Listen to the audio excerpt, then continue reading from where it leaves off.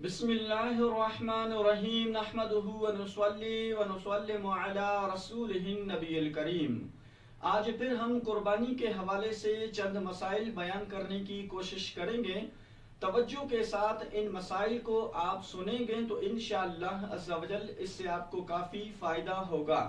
قربانی کے حوالے سے ایک سوال یہ کیا گیا کہ اگر کوئی شخص قربانی کر رہا ہے تو آیا کہ اس صورت میں اس کے لیے عید کے دن یعنی عید الاضحیٰ کے دن روزہ رکھنا یہ کوئی لازم اور ضروری ہے یا پھر روزہ رکھنا ضروری نہیں ہے۔ اسی طرح پر قربانی کے حوالے سے ایک سوال یہ کیا گیا کہ اگر کوئی شخص قربانی کر رہا ہے یعنی کہ اس نے قربانی کے لیے جانور خریدا، اب اس جانور کے گلے میں جو رسی ہوتی ہے جانور قربان کرنے کے بعد اس رسی کا کیا حکم ہے؟ آیا کہ اس رسی کو ہم بیچ کر ان پیسوں کو اپنی ذات کے لیے خرچ کر سکتے ہیں یا پھر رسی کو بھی قربانی کے جانور کی کھال کی طرح صدقہ کرنا یہ کوئی لازم اور ضروری ہے؟ دیکھیں، پہلے سوال کا جواب یہ ہے کہ اگر کوئی شخص قربانی کر رہا ہے یا پھر کوئی شخص قربانی نہیں بھی کر رہا، دونوں صورتوں میں عید کے دن روزہ رکھنا یہ بالکل جائز نہیں ہے۔ اگر کسی شخص نے عید کے دن روزہ رکھ بھی لیا تو اس صورت میں وہ گناہگار ہوگا، چاہے عید الفطر ہو یا پھر عید الاضحیٰ ہو یعنی بقر عید ہو،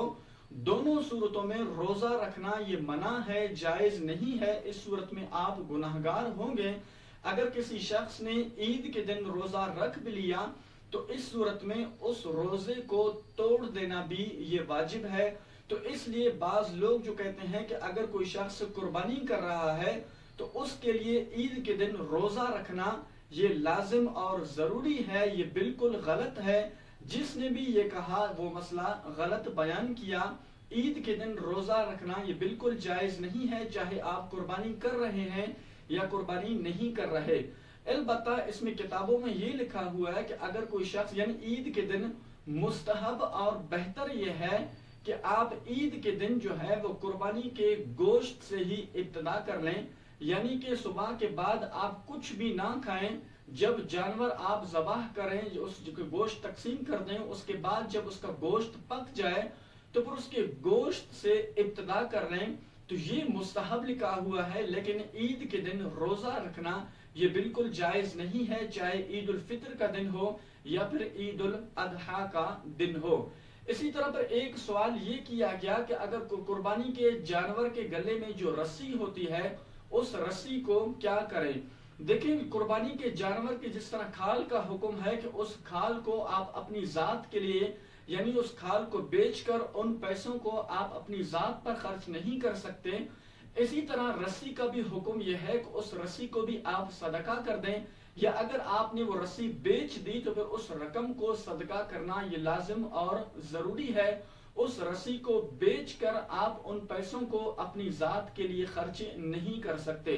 تو جس طرح جو ہے قربانی کے جانور کی کھال کا حکم ہے کہ اس کھال کو آپ بیچ کر اس رقم کو صدقہ کرنا یہ لازم اور ضروری ہے، اسی طرح جو ہے آپ رسی کو بھی بیچ کر ان پیسوں کو صدقہ و خیرات کر دیں۔ اسی طرح پر ایک سوال یہ کیا گیا کہ اگر مسلمان گونگا شخص یعنی جو بولنے کی قوت نہیں رکھتا، بول نہیں سکتا، تو آیا کہ گونگا شخص جو ہے وہ قربانی کر یعنی کہ جانور ذبح کر سکتا ہے یا نہیں کر سکتا؟ دیکھیں، مسلمان گونگا جو ہے اگر وہ اچھی طرح جانور ذبح کر سکتا ہے تو بالکل وہ جانور ذبح کر سکتا ہے، اس میں کوئی حرج نہیں ہے۔ وہ تکبیر جو ہے یعنی جانور ذبح کرتے وقت جو تکبیر پڑھتے ہیں بسم اللہ اللہ اکبر،